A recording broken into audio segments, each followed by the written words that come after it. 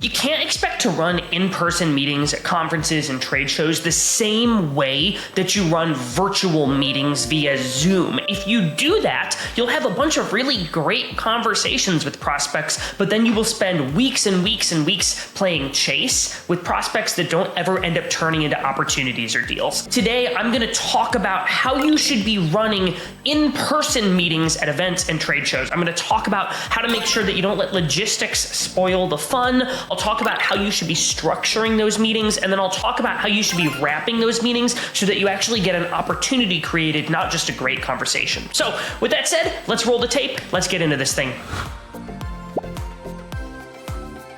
So the first piece and the worst piece is when you let meeting logistics spoil the fun of your in-person meetings. In general, you should expect there to be a decent amount of friction getting to your in-person meeting and running the in-person meeting. Number one, expect that transit is going to take longer than you expected. You're going to call an Uber and think, oh, it'll just take 5 minutes for it to show up, and it'll turn out there are no Ubers available for 20 minutes. Know that that's going to happen and plan ahead. You should also expect that your prospect won't be able to find you. So the day of, what I like to do is I will email them and I'll say, hey, in case we can't find each other, here's my cell phone. Call me. Great. Now they have your number and you can make sure there's not a missed connection because they didn't see you sitting in the corner somewhere. Speaking of where you're sitting, where you schedule the meeting actually matters. You don't want to plan to meet prospects at noisy, like bar, happy hour, networking events. It's so easy at those to get interrupted by other people. You can't really have a business conversation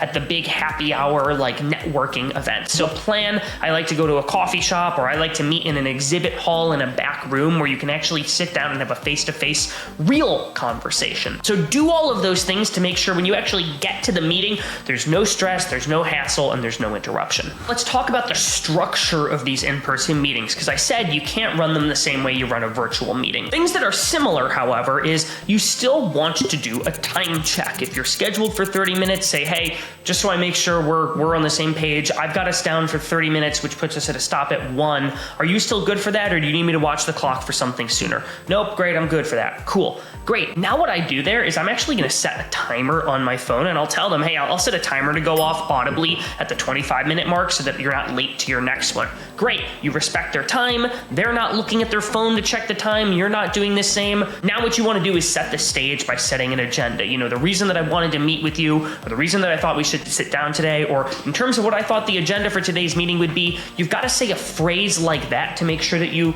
are communicating that you have a plan for what the meeting is going to be. Once you've done that, it's important that you find ways to steer the conversation towards business. In-person meetings in particular have a tendency to skew towards the fluffy rapport building for the entirety of them, and you don't want that. You actually want to have a real business conversation where you start to uncover problems, you start to uncover opportunities and initiatives that their company is focused on. I recommend leaning on certain phrases like, part of the reason that I wanted to meet with you was I thought you all might be interested in ABC functionality that you have. Or, hey, part of the reason that I wanted to meet was usually when I'm sitting down with a CFO, they tell me that they're focused on solving X problem, and I'm wondering, is that something you all are focused on?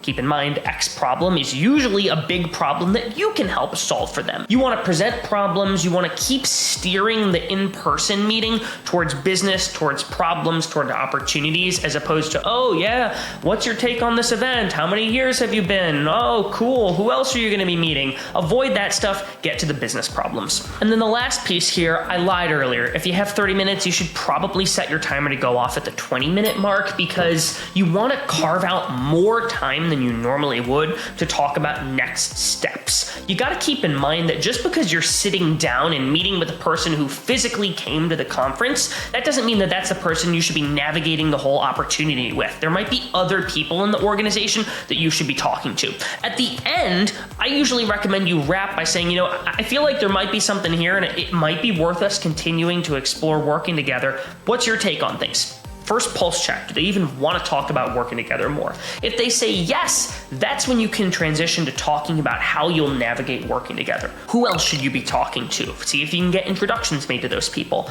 Then you should be thinking about what the next step should be. Ideally, you're the one making a recommendation. I love the word recommendation. You might say, do you mind if I give you a recommendation in terms of what we do next? prospect will almost always say yes. And then you can present, is it a demo? Is it a meeting with another stakeholder, etc. And then the last piece at the end, if you're going to be meeting with this person again, you should be aiming to get on the calendar there. Do not say, cool, I'll email you next week. We can schedule a time for a demo. If they're interested in seeing a demo, get on the calendar there, pull out your phone, open the calendar app, and get time on the books then. Know that you can always reschedule and share that with the prospect. Hey, why don't we pencil some time? And if we end up having craziness after this, we can always reschedule and move. But get on the calendar, because it's that gap between conference and trying to get on the calendar where most post-conference deals go to die. So spend an inordinate amount of time on the next steps, especially with these in-person meetings. And part of the reason that I said that you should end at the 20-minute mark is you should always aim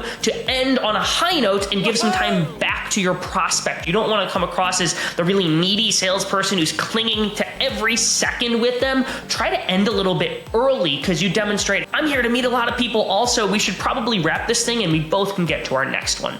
So that's how you should be running your in-person meetings at these conferences. As a reminder, the big 3 takeaways: don't let logistics spoil the fun. Run the meeting similar to how you'd run a virtual one, where you set an agenda, but make sure you steer the conversation consistently towards business, and then end those meetings 5 minutes early, 10 minutes early, so you can talk about next steps and you can both end on a high note and get to your next one. That's it. That's how you run a killer in-person meeting. Thanks for watching, and we'll see you on the next video.